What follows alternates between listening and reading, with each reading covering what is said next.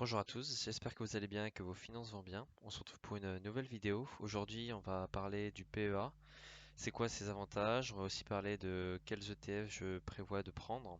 Parce qu'en effet, dans les précédentes vidéos, je vous montre beaucoup mon compte titre qui me permet d'investir dans des actions dans le monde entier. Mais en France, on a aussi l'avantage d'avoir le plan d'épargne action qui permet d'investir dans des entreprises européennes directement, mais pas seulement. En passant par des ETF, on peut aussi s'exposer à différents secteurs étrangers. Et donc c'est ce qu'on va voir dans cette vidéo. On va regarder quels sont les ETF que je prévois de prendre. Parce que actuellement j'ai un PEA mais qui a peut-être juste 50 euros dedans. Et je prévois de me concentrer dessus dans les mois qui viennent. Le compte titre va rester un peu de côté. Il y a environ 7000 euros dessus que je vous ai montré dans les précédentes vidéos. Et donc là j'aimerais me concentrer un peu plus sur ce PEA. J'ai sélectionné plusieurs ETF, donc là vous les voyez, il y en a plusieurs. Pour rappel, un ETF, c'est un panier d'actions, donc au lieu d'acheter une action d'entreprise, vous en achetez plusieurs en un coup, ce qui vous permet d'être exposé à différentes entreprises et pas seulement à une seule. Ce qui est pratique parce que si l'entreprise fait faillite, si c'est le total de votre exposition, vous allez perdre beaucoup. Alors que si vous êtes exposé dans 1500 entreprises, s'il y en a une qui est en difficulté, ça ne pèsera pas lourd dans votre portefeuille d'investissement. Pour rappel, tous les ETF que vous voyez ici sont des ETF éligibles au PEA.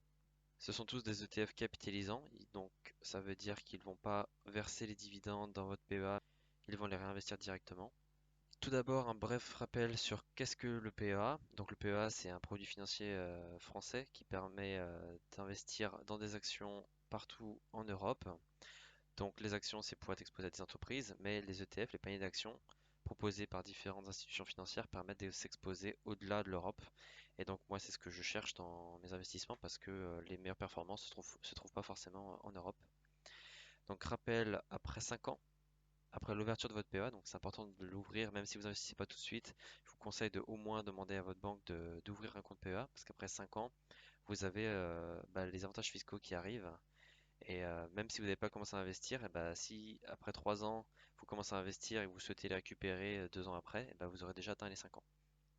Donc aujourd'hui, avec le compte titre, on est imposé à 30%. Le PEA, après 5 ans, c'est 17%. Et c'est l'imposition sur les plus-values. Donc c'est-à-dire que si vous gagnez 1000 euros, après 5 ans, même après 10 ans, 15 ans, vous aurez que 17% de cette plus-value qui va être prélevée par le gouvernement. Et le reste, vous pourrez le garder. Donc c'est un avantage considérable comparé au compte titre qui lui vous prendra 30% de vos plus-values. Donc tout ça c'est après 5 ans. On a aussi un avantage au niveau des dividendes, donc c'est-à-dire que tout l'argent, tous les dividendes aussi que vous récupérez dans votre PEA ne sont pas imposés. À l'inverse du compte titre, aujourd'hui dans mon compte titre, quand je reçois un dividende, je perds directement les 30% d'imposition. Alors que dans le PEA, tous les dividendes que vous recevez ne sont pas imposés tant que vous ne les retirez pas dans votre compte principal. Alors pourquoi le gouvernement a créé ce PEA? C'est pour favoriser et pousser les investisseurs à soutenir des entreprises européennes. Sauf que avec les institutions financières qui proposent des ETF ouvertes dans le monde, on peut maintenant aussi profiter des performances d'autres pays. Et donc c'est ce qu'on va voir. On va commencer par regarder les ETF Monde que j'ai repérés. On a deux ETF. Donc pour rappel, les ETF Monde, c'est des paniers d'actions qui regroupent des entreprises du monde entier. Sur les 30 dernières années, on a une performance annualisée de 8%, donc ce qui est pas mal du tout. On a une grosse dominance américaine quand même. Dans ces paniers, on a 60% d'entreprises américaines. Donc on va d'abord regarder le premier, le MSCI World Swap. Alors lui, c'est un tout nouveau panier d'actions qui est sorti il n'y a pas longtemps.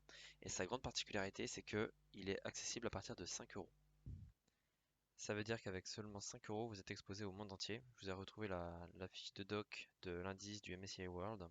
Donc là, vous pouvez voir que vous avez un camembert qui représente les secteurs d'activité. Donc on a une dominance de la technologie, mais c'est du 26%, dans la finance 15%, dans la santé 11%, etc.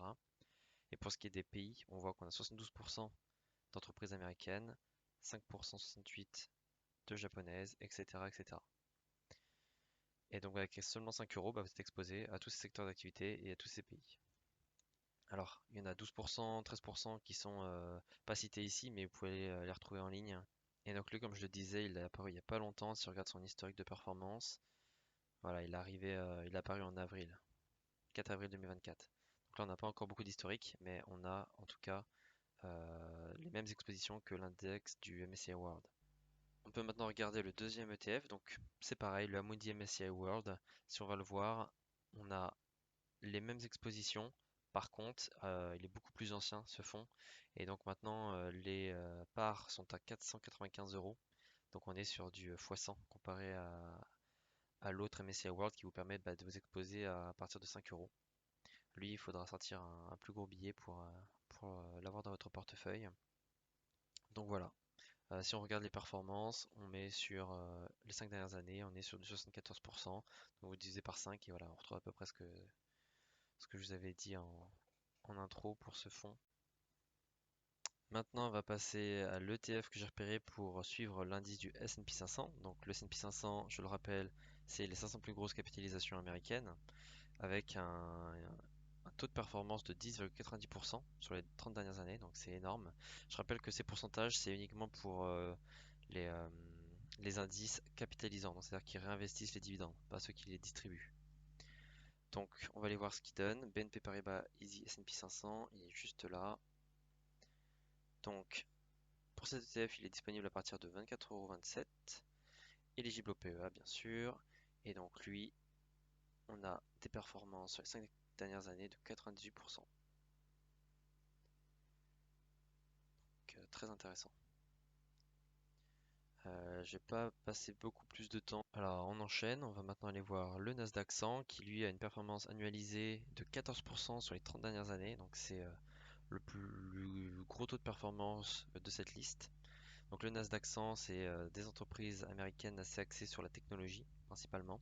Donc lui, le Amundi PEA Nasdaq 100, il est juste là. Et donc lui, il est accessible à partir de 71 euros. Et donc avec lui, par contre, vous êtes exposé énormément aux États-Unis et au secteur de la technologie. Mais c'est celui qui performe le plus depuis 30 ans. Là, on voit que sur les 5 dernières années, on a 158% de performance. Ensuite, les pays émergents avec un taux annualisé de performance des 30 dernières années de 5%. Je vous l'ai mis, le Amundi PEA MSCI Emerging Markets. Donc on va les regarder rapidement. C'est celui-ci.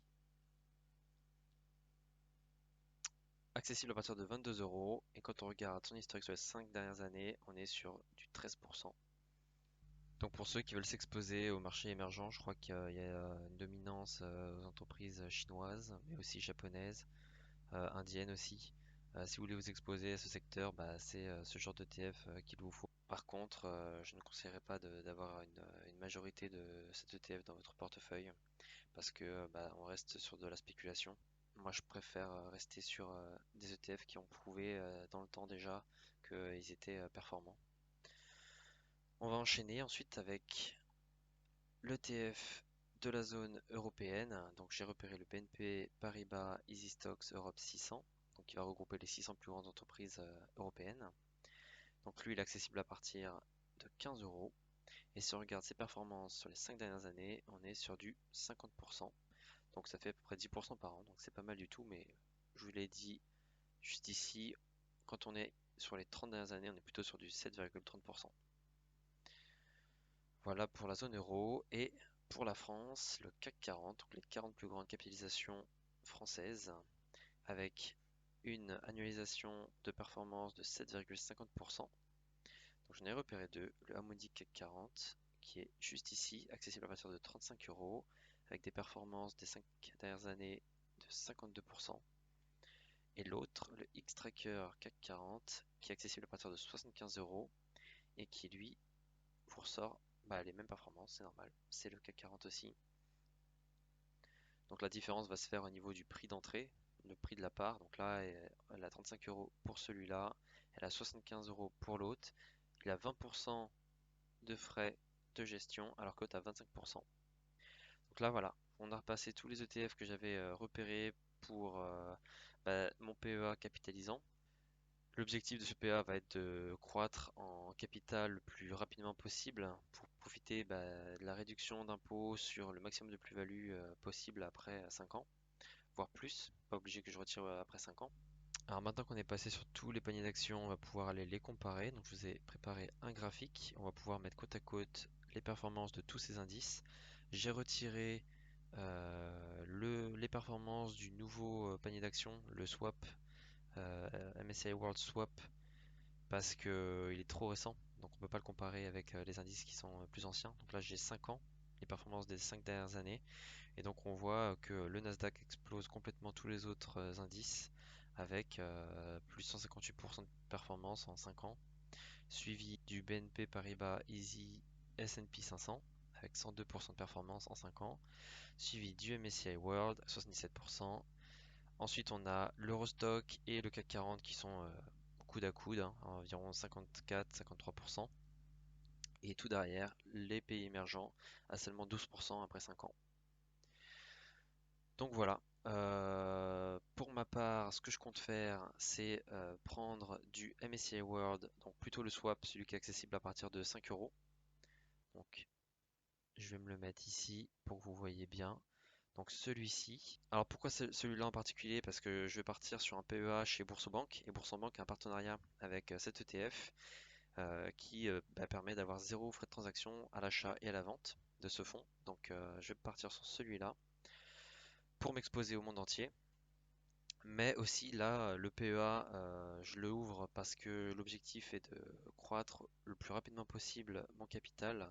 Donc là, j'ai 27 ans et donc l'objectif, c'est que dans 10 ans, je puisse le remplir à son maximum. Le maximum du PEA, c'est 150 000. Donc on ne peut pas mettre plus de 150 000. Par contre, si vous avez une plus-value de 100 000, vous pouvez vous retrouver avec 150 000 plus 100 000 euros de plus-value et donc un PEA avec 250 000 de valeur à la fin. Et donc je vais partir aussi sur celui-là. Hop. Pour ce qui est des pays émergents, étant donné ma stratégie, je préfère prendre le risque de ne pas m'exposer à d'autres pays. Pour ce qui est de l'euro et du CAC 40, je préfère pas m'exposer. Je suis déjà résident, donc j'ai déjà d'autres activités qui m'exposent déjà un peu au marché européen. Donc je vais plutôt m'exposer au Nasdaq et technologie et au monde entier. Et donc c'est ce que je vais vous montrer sur cette chaîne dans les prochaines semaines. Dès que mon PEA est transféré, et je commencerai à vous faire des vidéos dessus. J'essaierai de mettre en place un plan d'investissement régulier pour que j'ai pas forcément besoin de faire les manips manuellement. Je vous montrerai ça, donc je vous tiens au courant. Prenez soin de vous, prenez soin de vos finances. Si vous avez des remarques, n'hésitez pas à me le faire savoir en commentaire. Et puis je vous dis à très bientôt